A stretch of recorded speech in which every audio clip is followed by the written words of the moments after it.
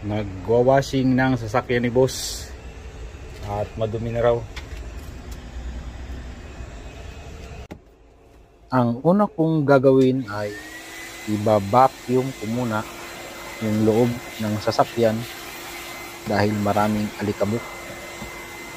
Saka i-sprayan ng tubig ng kasama kong Koreano yung labas pagkatapos kong i-vacuum itong loob.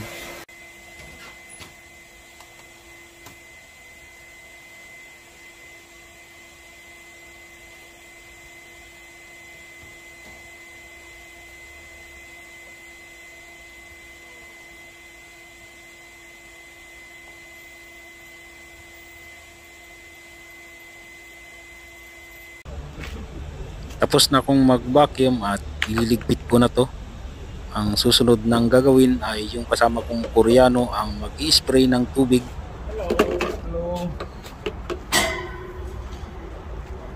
Itong ganitong klase ng trabaho ay hindi naman talaga ito kasama sa kontrata na pinirmahan ko. Pero syempre, mabait yung boss ko at susuklian natin ng pakikisama. 2 beses sa loob ng 1 buwan kami naglilinis ng sasakyan ni boss.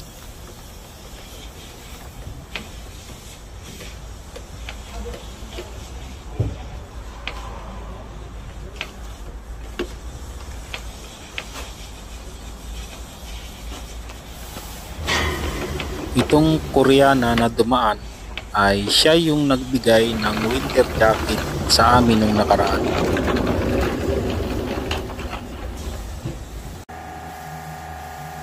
Yan, nag-spray na ng tubig yung kasama kong Koreano. At pagkatapos niyang mag-spray ng tubig ay pupunasan na namin.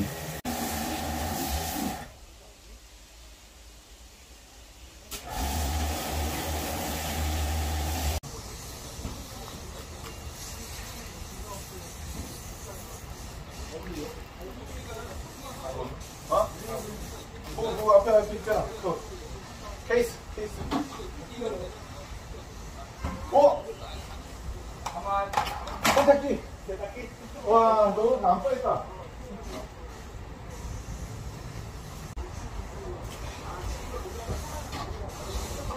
아씨.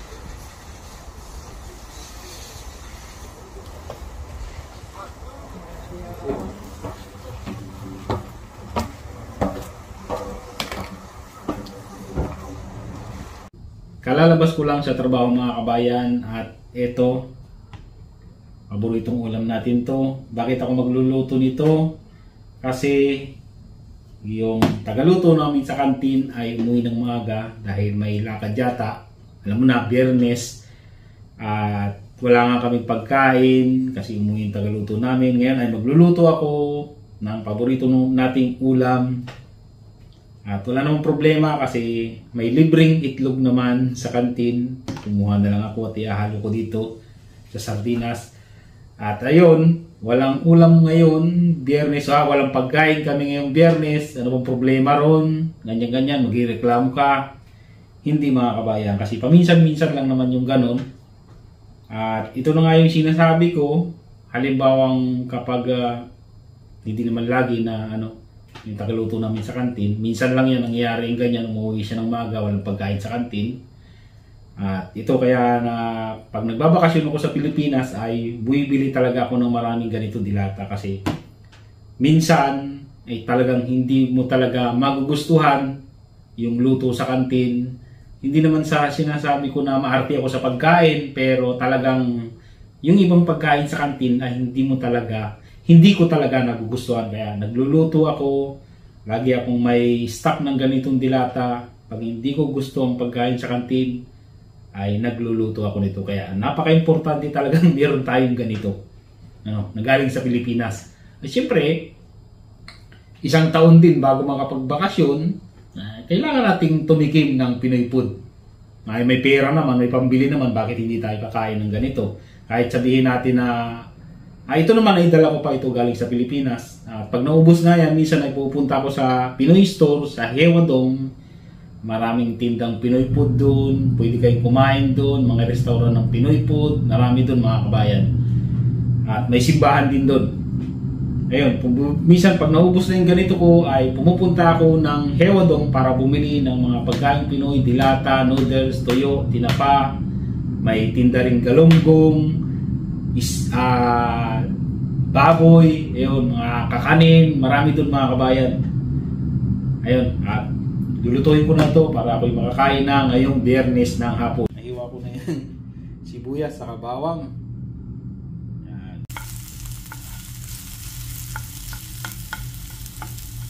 Ibang klase mga kabayan yung pagkahiwa ko ng bawang.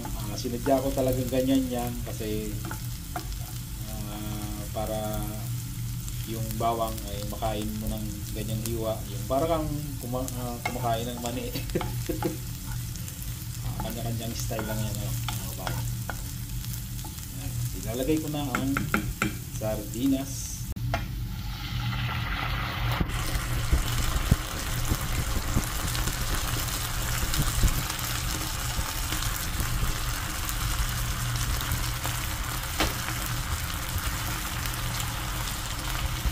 Tapos lalagyan natin ng konting betchin sa asin. Nagdadala na mga kabayan ng betchin kasi masarap na pangpalasa sa lutuin ng betchin.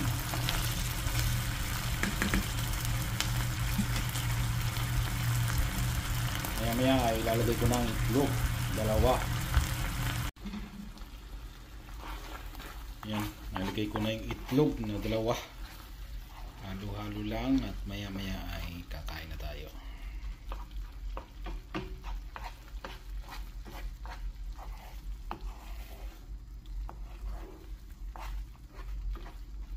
Itong lutuan na ito mga kabayan ay bigay-bigay lang ito.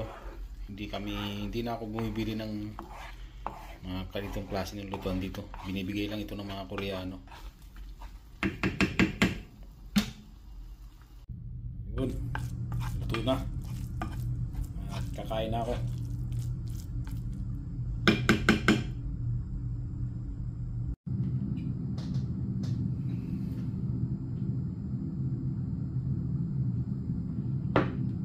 Tayo mga kabayan.